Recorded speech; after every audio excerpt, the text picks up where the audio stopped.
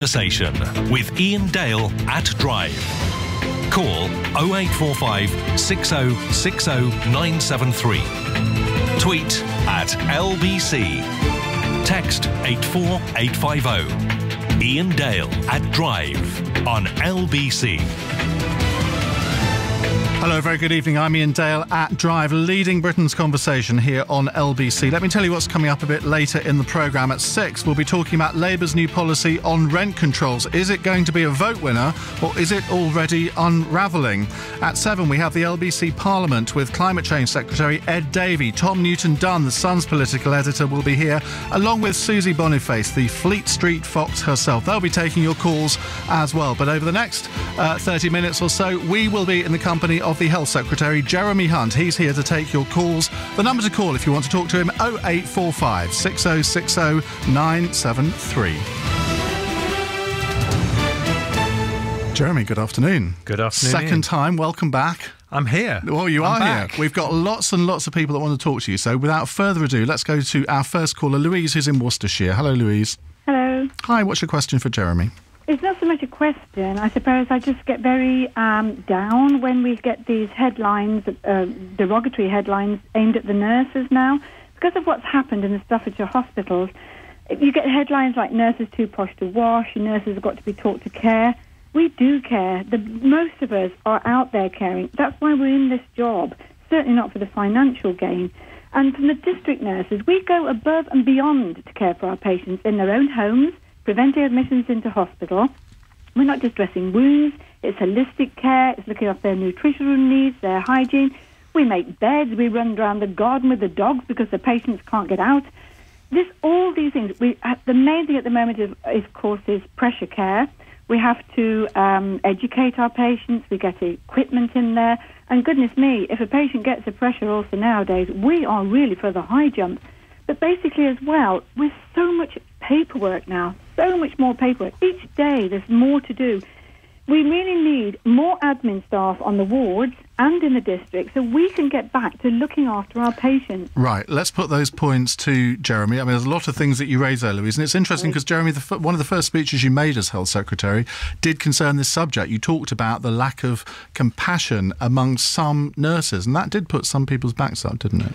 Well, first of all, I completely agree with every single word Louise said there, because I think nurses become nurses because they are incredibly compassionate people. They're saying, it's a statement when you become a nurse, you do it because you want to help people at their most vulnerable. We had a terrible tragedy at Midstaffs, and I make no bones about the fact that as Health Secretary I've said we have to call a spade when something's gone wrong.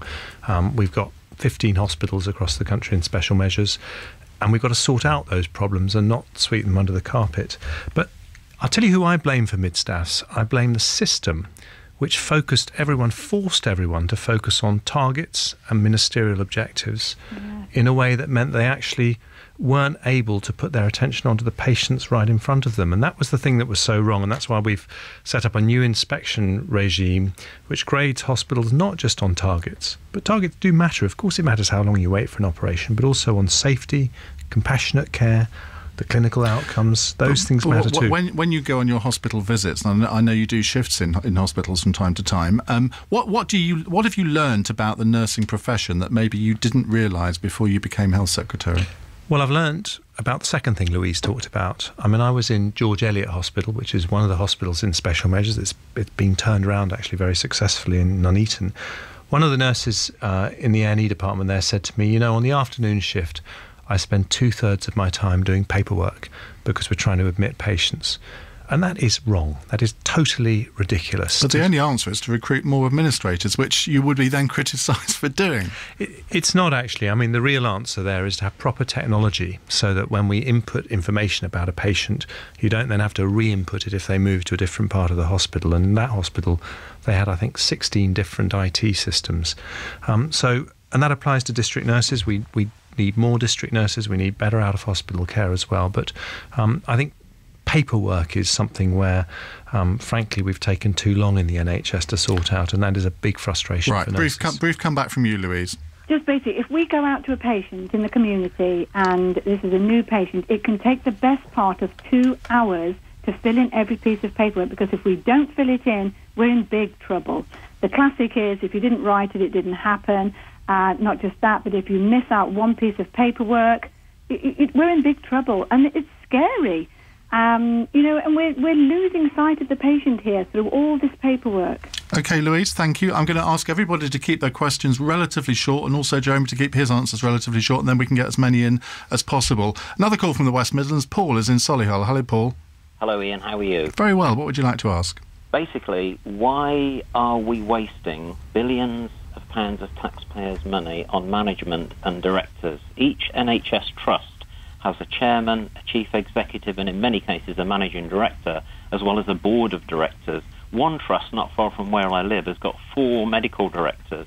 Where I think huge savings could be made, Mr. Hunt, is get rid of all the directors. Why do we have to have boards with a chairman, a chief executive, and for example, Solihull Hospital, there's also a managing director.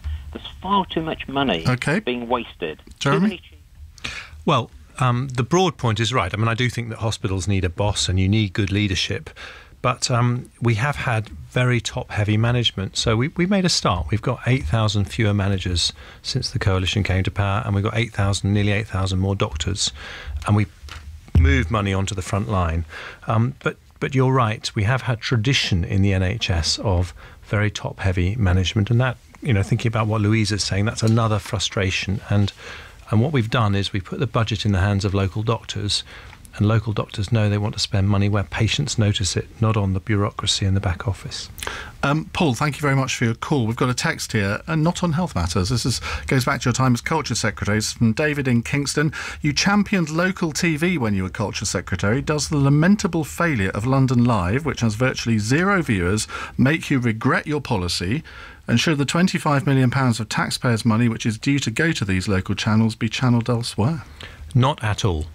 If New York can manage 6 local TV stations, if Birmingham, Alabama, which is a quarter the size of our Birmingham, can manage 8 local TV stations, then our big cities can certainly support one. But this needs to be done by not by the government, but by independent operators. I think the Evening Standard will make a great success of local TV in London, but they've got to find the route to do that. And remember that. Why do you think it hasn't worked so far? Because they're getting virtually 0 viewers on a lot of programmes. Well, look, that's an editorial matter for them. But what I would say is that the demand that Londoners have for wanting a TV station that is focused on London is absolutely huge, and there are other local TV stations that have started in quite unexpected places like Grimsby and Norwich, and they're all beginning to find their way. I thought you might be pleased about that one. I believe in having a media that allows people to feel that they've got something that champions their interests, and London has a fantastically strong self-identity, and so I think I'm absolutely certain we'll have a great TV station in London. OK, David is in Gravesend. David, hi. Hi there, Mr. Hunt. I work as a GP, and my question was regarding the MPEG, which is the minimum practice income guarantee, and I wanted to know how are you going to ensure practices who are going to lose the MPEG, how are you going to ensure that they will still be financially viable in the future and won't have to close down? Well, that, just for other listeners, this is a subsidy that was given to certain types of practices when we moved to the now rather ill-fated GP contract of 2004, which is gradually being phased out to make the funding formula fair. And I do recognise that it's putting pressure on a number of practices. I know that NHS England are looking at the individual practices very carefully. The Times had a big story about that today. Of course, we want to support practices that are doing a good job. But I hope you also understand that it isn't fundamentally fair to have 2 practices next door to each other getting paid different amounts for doing the same job. And that is a feature of the system we have at the moment, so we do need to find a way of reforming it. But the Times story was, or the Royal College of GPs, they were the source of the story, they're basically saying that hundreds of GP practices could go out of business, if business is the right word. Well, there is a particular issue with the phasing out of this subsidy, which I think is causing this issue to come to a head. And we are looking at it carefully, but we do have to have a fair funding formula. When we don't, people complain very bitterly. And so it's a difficult one, but we're working through it. Well, Anne in Woking, you're going to be next, but we're going to go to the news and travel now while Jeremy can have a drink of water. If you want to keep your calls coming, 0845 6060 973. This is LBC, it's 5:14. Ian Dale at Drive on LBC. With the RAC. Motorists, we salute you.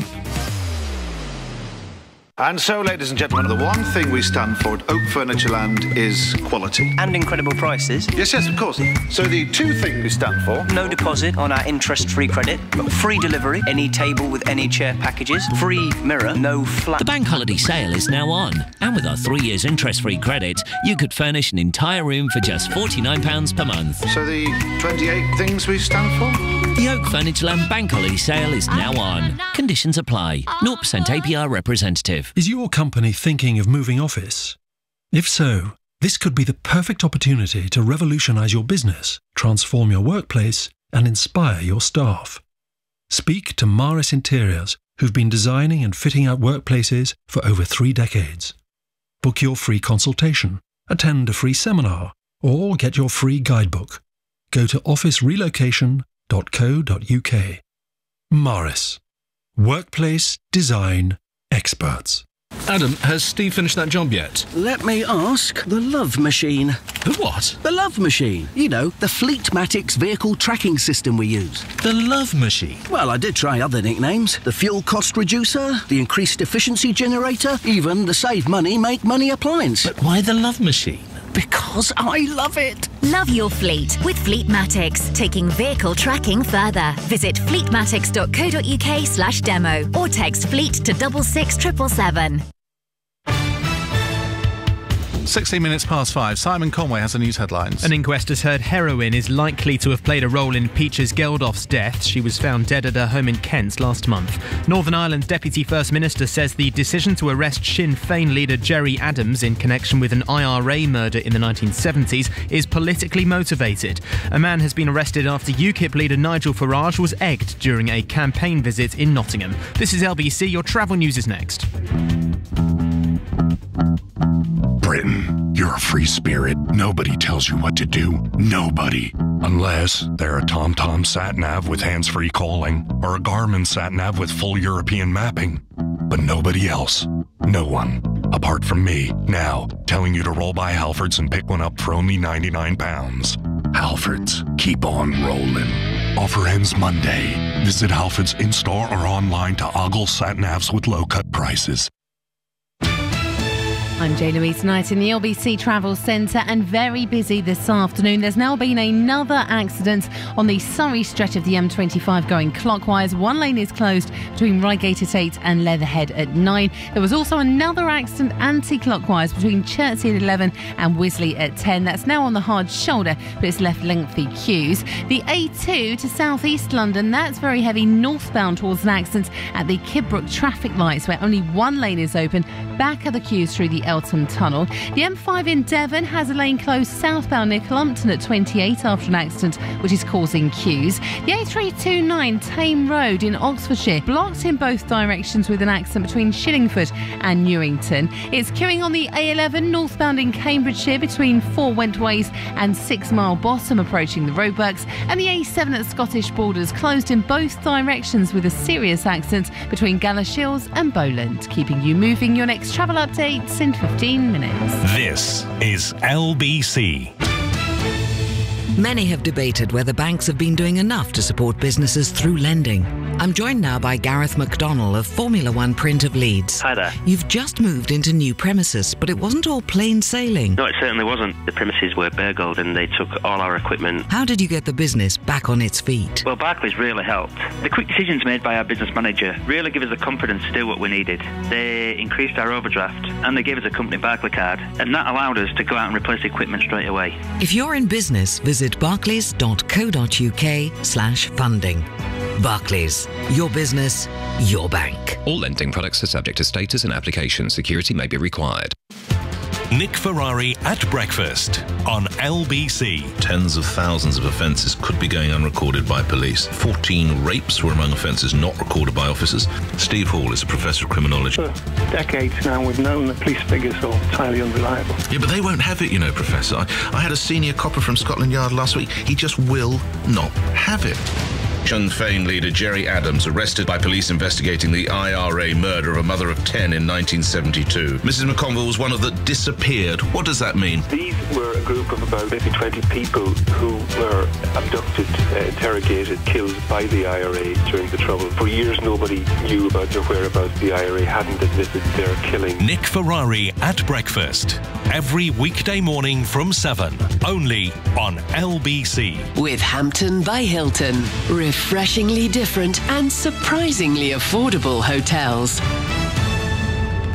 90 minutes past 5 here on LBC. We have Jeremy Hunt, the Health Secretary, with me in the studio taking your calls. Just before we go back to your calls, in February, when Jeremy... Was it really February? That's the first time you came in.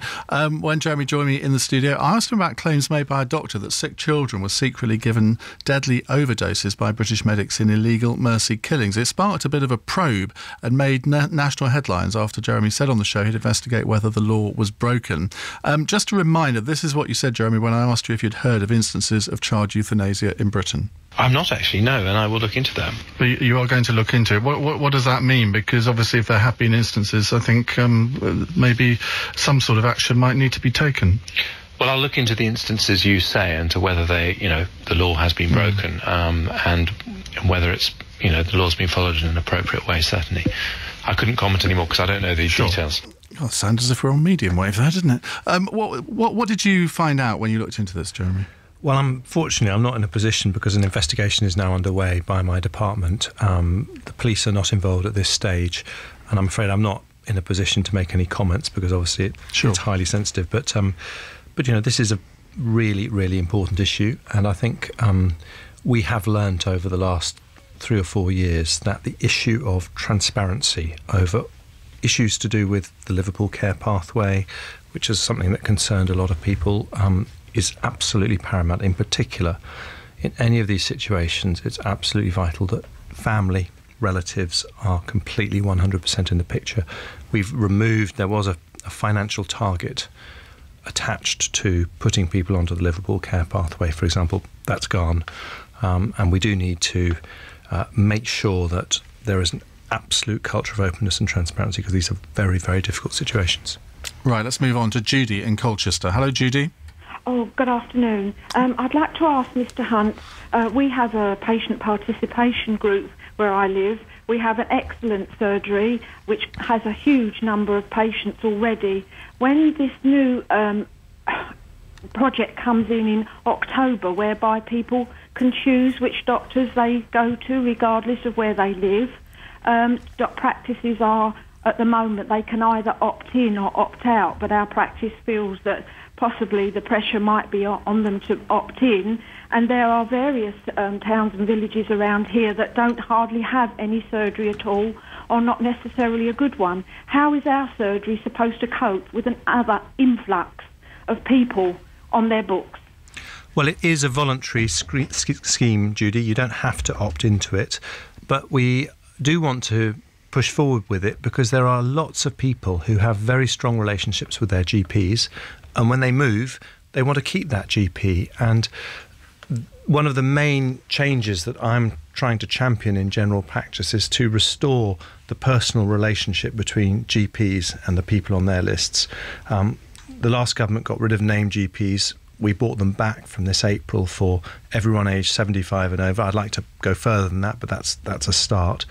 And I think the reason is because if we're going to keep people healthy and happy at home so they don't need to go to hospital, then having continuity of care, having a GP who knows you and your family is really important. So we're not forcing this on the profession, but where we can make it happen, we think it'll be an important change. I've never understood the thought process behind GPs not being able to stay, or patients not being able to stay with GPs. I did. When I moved to Kent from London, I said to my GP, I want to stay with you. And she said, well, the system doesn't allow us to, but I will just for you, she said. I won't tell you who she is. But she clearly felt it's something that she shouldn't really be doing. I know. I think it's crazy. And there are GP practices that do this even now. And I think they're trying to do the right thing, which is to take responsibility. So I think one of the problems is that GPs, although they're well paid, they do work incredibly hard. And we've made it difficult for them to take real ownership of the people on their list just because they're so busy. And in particular for older people, to actually instigate proactive care, not just wait until someone turns up at the surgery, but actually say, Mrs. Jones came out of hospital today, I wonder how she is. And it's restoring that kind of tradition of family doctoring that in the end will make the NHS sustainable. What about opening GP surgeries for longer? That's going to put more strain on them, isn't it? Well, it will, but that's why we're going very carefully, because they are running very hot at the moment, GP surgeries, and so we're just doing a pilot scheme to see what the workload is. What I say is, for people who are at work, who it's difficult to get time off, having a GP surgery that's open till 8 in the evening or at weekends is helpful, but actually being able to email your GP or do a consultation online, which is something that happens in the US quite a bit, could also be something that is a way around this. And if we can find a way of doing that doesn't increase GP's workload astronomically, then I think we should look at that too. Right, Josie is in Romford. Hello, Josie. Hello, thank you for taking my call. A very quick thank you as well to community nurses and all hard-working, highly valued frontline staff. My question, in view of recent publicity concerning pharmaceutical companies and drugs that are far too expensive to buy for cancer patients to prolong their lives, and also other information that we're told it's not if, but when the NHS runs out of money, do you think the time has come for the government and the NHS to be far more accountable to the taxpaying public and very needy patients, and to regularly publish how the money is being spent and where it is going? Well, I do. And I think you're absolutely right to say that we need to be much better at looking after the £100 billion annual NHS budget.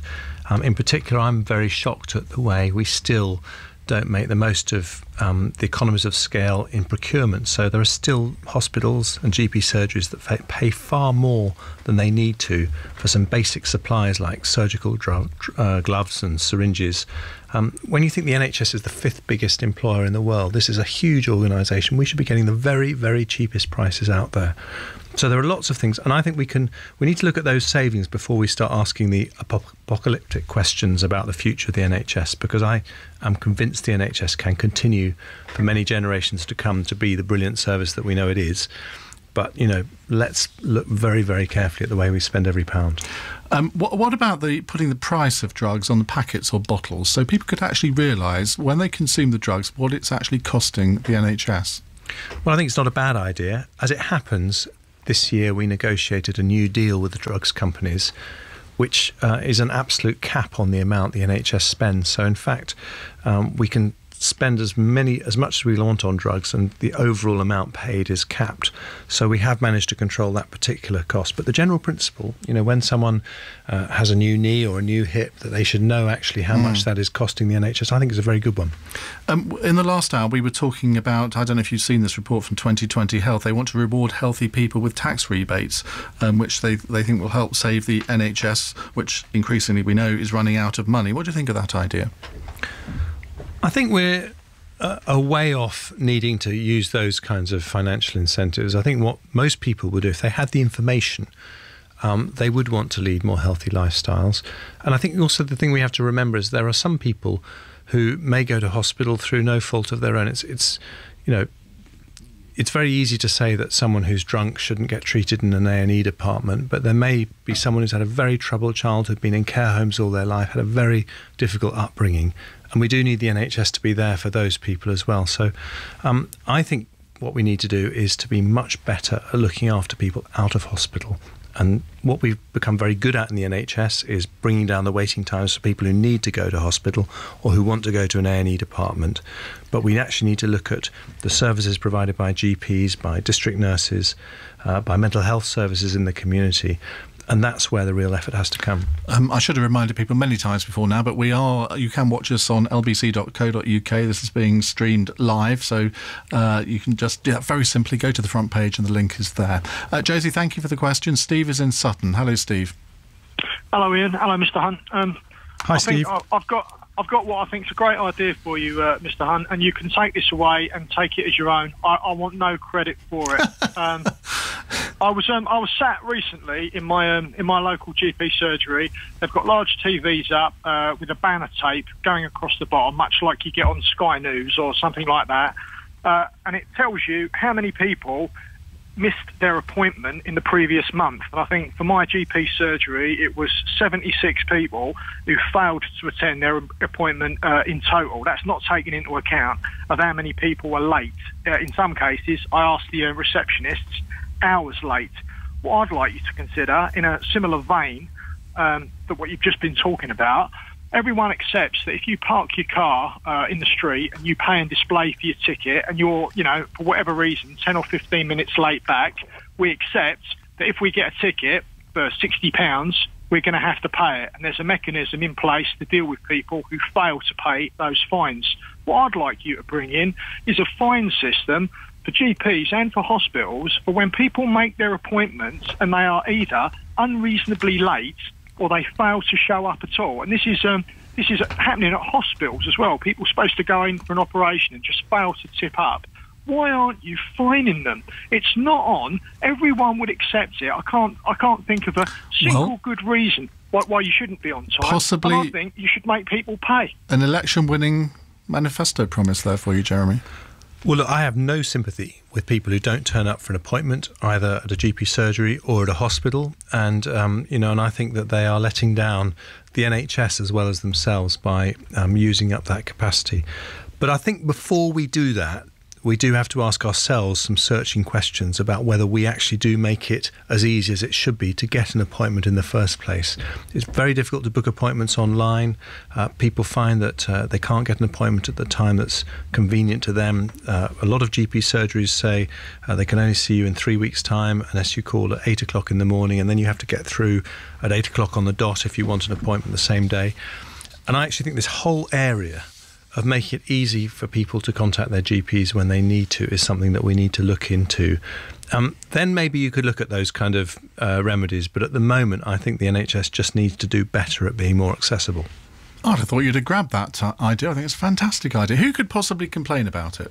Well, as I say, I'm not unsympathetic, but I think there's a broader issue that it is just too difficult to get into see GPs, and we need more GPs as well to make that possible. How much of a control freak are you? Because Sir Bruce Keogh, for it is he's accusing you of being an interfering control freak who's trying to manipulate the NHS for political purposes. Well, far be it from you, of all people, Ian, to read what you see in The Guardian and say that is true. I think if you talk to Bruce Keogh, he will say that he's never said that. And he's the NHS medical director. He's a fantastic guy. I think that health secretaries are responsible for the health service. And when you have something like winter pressures in A&E departments, the public expect me to be in the driving seat and sorting out problems where they exist.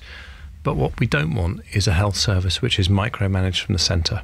And that's what has happened for very many years. And we know in the end that doesn't work. But occasionally you have high-pressured situations and the public say, listen, we elected you, get in there and sort it out, and I have to do that. So there was no confrontation between you and Sir Bruce Keogh where he took you to one side and told you to, I can't say this word on air, but be off? Absolutely not. Only in the imagination of The Guardian, and I'm very pleased on air to have the chance to refute that. OK, well, you've certainly done that. Can I ask you a question about the European elections? How frightened are you and your party by the rise of UKIP? 38%. They've got in the latest opinion poll, and the Conservatives are on 18%. Well, they are clearly a force to be reckoned with, and we have to listen hard to the people who say they are considering voting for UKIP. I think there are really two reasons why you would vote for a party like UKIP. The first is on Europe, and the second is because they're a kind of protest vote. If it's Europe, I would just say, which party offers the real prospect of change in Europe? David Cameron has said for the first time since the original referendum about whether we should be in the EEC that he will give the British people a say, an in-out referendum, and he will renegotiate the terms of our membership before that referendum. So that is a real choice. Now, that was what most people, when UKIP was founded, said was all they wanted. and they'll get that if there's a Conservative Prime Minister. The only thing that happens if UKIP do well, frankly, in the general election is that they put Ed Miliband in Downing Street, and he wants none of that. Jeremy Hunt, thank you very much. We hope to welcome you back to take some more questions on a further occasion. That's Jeremy Hunt, the Health Secretary. This is Ian Dale at Drive. It's 5:34 LBC News Time. Simon Conway has the news headlines. The Peaches Geldof inquest.